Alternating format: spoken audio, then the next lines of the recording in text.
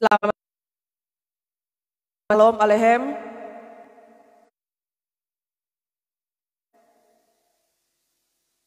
Puji Tuhan yang telah memberi kesempatan bagi orang semua boleh ada di hari yang baru, di hari yang pertama di bulan Agustus 2022. Oleh karena itu saya Pendeta Jane Dungus dari Gedung Gereja Gemim Sion Madidir Ure melalui suara Fajar Sion mengajak saudara-saudara untuk beribadah bersama. Membuka ibadah kita di saat ini, mari kita mengangkat pujian lagu yang berkata Kasih dari Sorga. Kasih dari sorga memenuhi tempat ini. Kasih dari Bapa sorgawi. Kasih dari Yesus mengalir di hatiku. Membuat damai di hidupku. Mengalir kasih dari tempat tinggi. Mengalir kasih dari tata Allah Bapa, mengalir, mengalir, mengalir dan mengalir, mengalir memenuhi hidupku. Mari kita berdoa. Berada di hari yang pertama di bulan Agustus 2022. Kami sungguh mengucap syukur kepadamu ya Tuhan, karena meyakini Tuhanlah yang telah menibakan kami di hari yang pertama di bulan Agustus ini dalam keadaan baik. Dan kami menyadari bahwa dalam kehidupan yang kami jalani, kehidupan pemberian Tuhan sungguh tidak mudah. Sebab tidak sedikit pergumulan, tidak sedikit tantangan, tidak sedikit cobaan yang diperhadapkan kepada kami. Baik itu dalam kehidupan keluarga, dalam pekerjaan, usaha, pendidikan, bahkan pun dalam pelayanan kami dan lain sebagainya. Sadarlah kami bahwa menjalani hidup tanpa Engkau memang tidak ada artinya. Semua akan menjadi sia-sia. Apa yang kami perjuangkan, bahkan pun pengorbanan kami akan menjadi sia-sia. Oleh karena itu ya Tuhan Allah, menyadarkan kami bahwa sesungguhnya kami sangat membutuhkan Engkau untuk memberikan petunjuk bagi kami dalam kami mau melangkah menapaki hari-hari hidup pemberian Tuhan. Maka biarlah kami selaku anak-anak-Mu, kami selaku umat-Mu ya Tuhan, nantiasa hidup menurut kehendak-Mu, hidup sesuai apa kata firman. Maka kini dalam ibadah subuh saat ini, kami hendak mendengar dan membaca firman-Mu dalam Alkitab. Kiranya Tuhan akan membuka telinga kami untuk mendengarkan firman dan hati kami untuk menerima firman dan melakukannya dalam kehidupan kami setiap hari. Ampuni kami dan kasihani kami ya Tuhan, agar firman yang akan kami dengar dan baca akan memberkati kami dan memberikan kehidupan baru bagi kami. Di dalam nama Allah Bapa, Anak dan Roh Kudus. Jadilah ibadah kami di pagi hari ini. Amin. Saudara-saudaraku yang dikasih dan diberkati Tuhan, firman Tuhan dalam kitab Ibrani pasalnya yang ke-13, ayatnya yang ke-5. Ibrani pasal 13 ayatnya yang ke-5, firman Tuhan berkata, janganlah kamu menjadi hamba uang dan cukupkanlah dirimu dengan apa yang ada padamu. Karena Allah telah berfirman, aku sekali-kali tidak akan membiarkan engkau dan aku sekali-kali tidak akan meninggalkan engkau. Demikian firman Tuhan dalam kitab Ibrani pasal 13 ayatnya yang ke-5. Saat ini saya mengajak kepada kita semua untuk mengaku iman kita kepada Tuhan lewat pengakuan iman rasuli.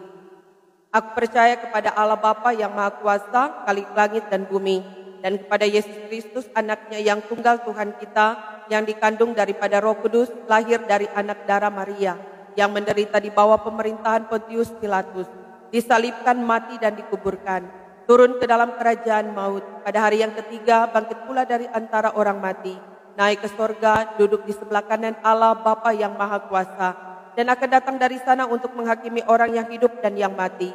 Aku percaya kepada Roh Kudus, gereja yang kudus dan persekutuan orang kudus, pengampunan dosa, kebangkitan daging, dan hidup yang kekal.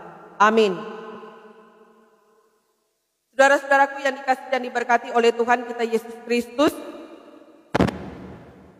tema ibadah kita, tema bacaan kita di saat ini, di hari pertama di bulan Agustus 2022 2022 ini, yaitu jangan menjadi hamba uang. Ya saudara-saudara, salah satu penyebab utama dikatakan oleh penulis kitab Ibrani karena manusia telah menjadi hamba uang, akibatnya tidak ada lagi rasa cukup dalam segala hal. Pepatah lama mengatakan bahwa orang yang minum dari air laut untuk memuaskan rasa dahaganya tidak akan pernah berhenti minum. Uang sebanyak apapun yang kita cari dan timbun tidak akan pernah cukup banyak. Bila uang dikejar, maka rasa puas dan cukup tidak akan pernah dinikmati. Selalu ada tempat di dalam hati untuk memperoleh dan menginginkan semakin banyak harta. Nah, penulis surat Ibrani melihat bahaya itu dan karena itu mengingatkan penerima surat Ibrani agar jauh dari perilaku hamba uang.